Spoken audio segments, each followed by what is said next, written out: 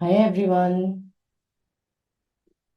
I'm Dimple and it is 3 a.m. when I'm recording this. And I don't know why I feel like sharing this today, but sometimes you don't share because it makes sense. You share because you just want to share. I'm feeling like maybe somebody needs to hear this, and I won't label it anything because some connections are so deep that they don't need label. Their presence is enough to move lifetimes in a single moment.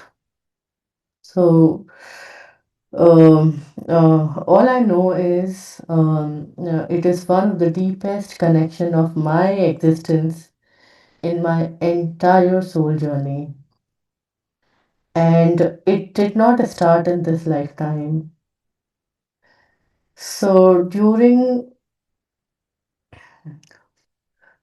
one of my session, one particular lifetime kept coming back to me out of hundreds. I mean,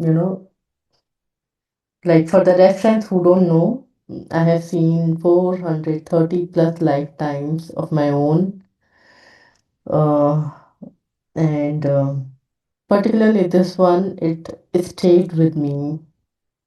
So in that lifetime, I was not in a human form. I was in the snake realm, and I was a female snake, someone who was highly evolved and deep in meditation and spiritual, like high level spiritual practices. So there's something called Nagmani, and I think most of us have heard about Nagmani either in stories or movies. So what I know about this from the life I saw that Nagmani is a kind of precious, a sacred gem which is formed after years of discipline, hard work, devotion for that spiritual practice. So when a snake restrains its venom by following the spiritual rules, the snake harms no one. It meditates, do things honestly as guided in that spiritual journey. And the poison which gets accumulated over many years during this journey, it starts crystallizing into a jewel at the forehead. So in short, that venom becomes a crystal, and the crystal is a reward for the spiritual challenges the snake goes. And during that, whatever the spiritual challenges the snake undergo, and as a reward, like over many years, because the snake is not utilizing that venom anywhere. So after accumulation of that venom over the period of years, it starts crystallizing, and that crystallizing of venom becomes the gem. And in that lifetime, I earned Nagmani. And me and my partner, who was also a snake.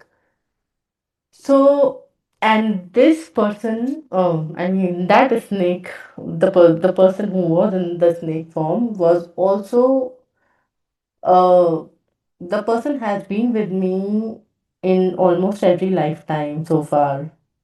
And in that particular lifetime, we used to live outside a small village.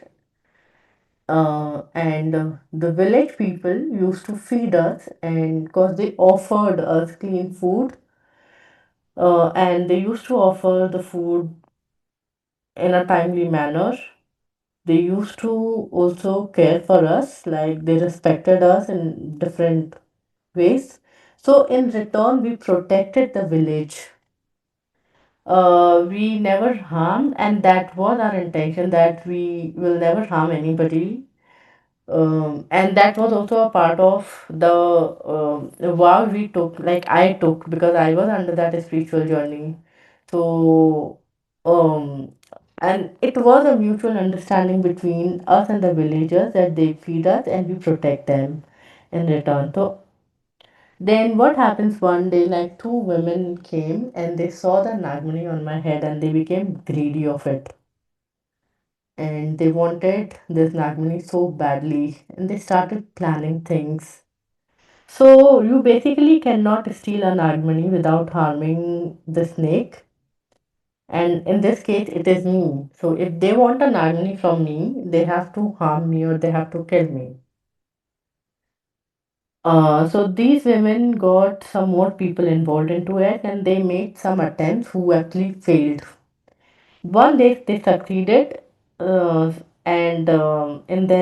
I got injured. So although they could not kill me, but they stole the Nagmani from me, and the pain I remember was not physical.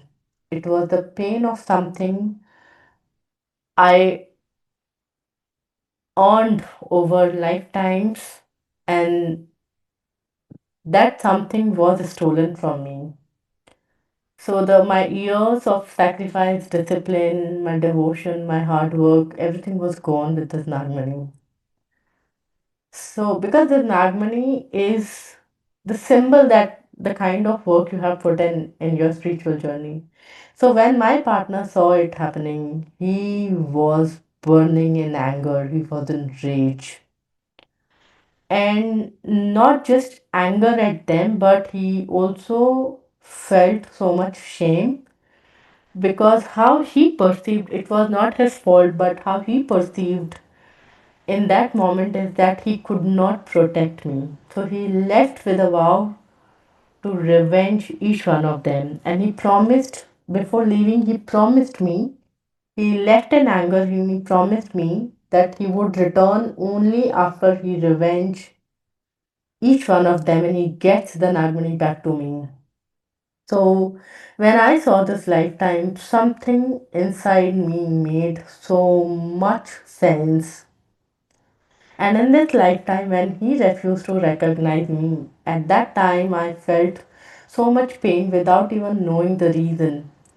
I had no logical reasoning about it, but I was feeling so much pain inside me. And I used to have, like the visions of my past lives, and I couldn't make no sense. So now when I look back, it does not feel random to me. It stopped feeling like a rejection or like a betrayal to me.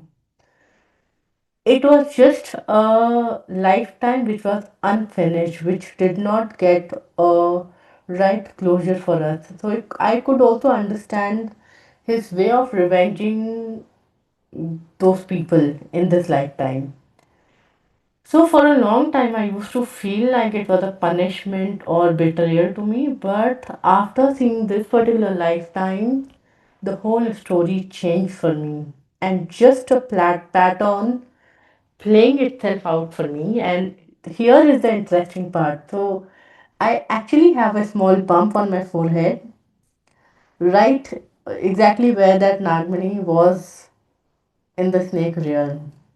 So when I created Atomic Waste Release program in this life, I didn't understand that why it had this particular structure. It has a particular structure. Everything has a structure. Similarly, AWRP has its own form and structure, but it is invisible. So now, for a long time, I did not understand why it was in this particular structure and form, but now I understand why it came in this particular specific form.